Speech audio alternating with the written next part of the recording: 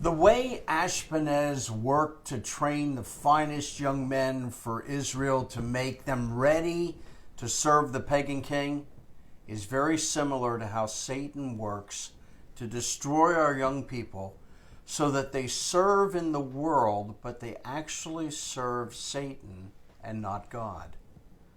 We want to explore this on Answers for Living today. Daniel chapter 1, verse 4 to 7. The training of these young people begin, and it becomes decision time for these 4 young men. This training period is for 3 years.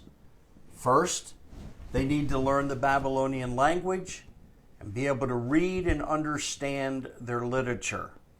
Second, they need to change their diet.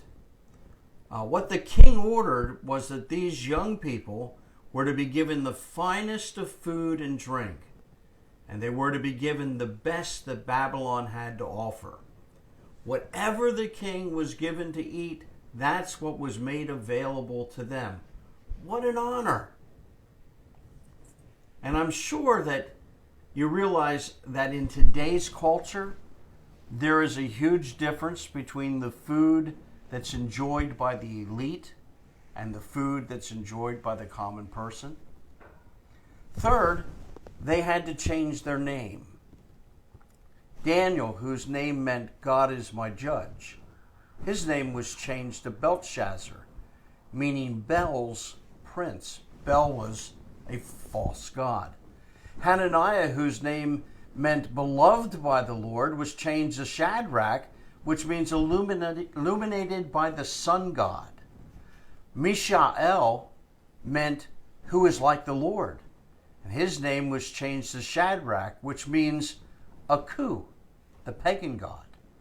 And Azariah's name meant the Lord is my helper, and it was changed to Abednego, which means servant of Nego, the god of vegetation. Now their names were changed so that every time they heard their name called by Ashpenaz or the king, they would think about Babylon's false gods. Their diets were changed so that they would ignore the way of the Hebrew God and enjoy the best the world around them had to offer. And they had their languages changed so that they would serve King Nebuchadnezzar and his government. And there's no problem with serving a king and the government. They were indoctrinated into the Chaldean culture. They learned the academic philosophy of the Chaldeans, their religious ideas, and they even were schooled in astronomy and astrology. The point of the introduction or the indoctrination was so that these Hebrew young men would leave behind their Hebrew God and their Hebrew culture. Now, Nebuchadnezzar knew that these men needed this indoctrination in order to drive away all Jehovah thinking. Now, don't be deceived by this modern day cancel culture movement.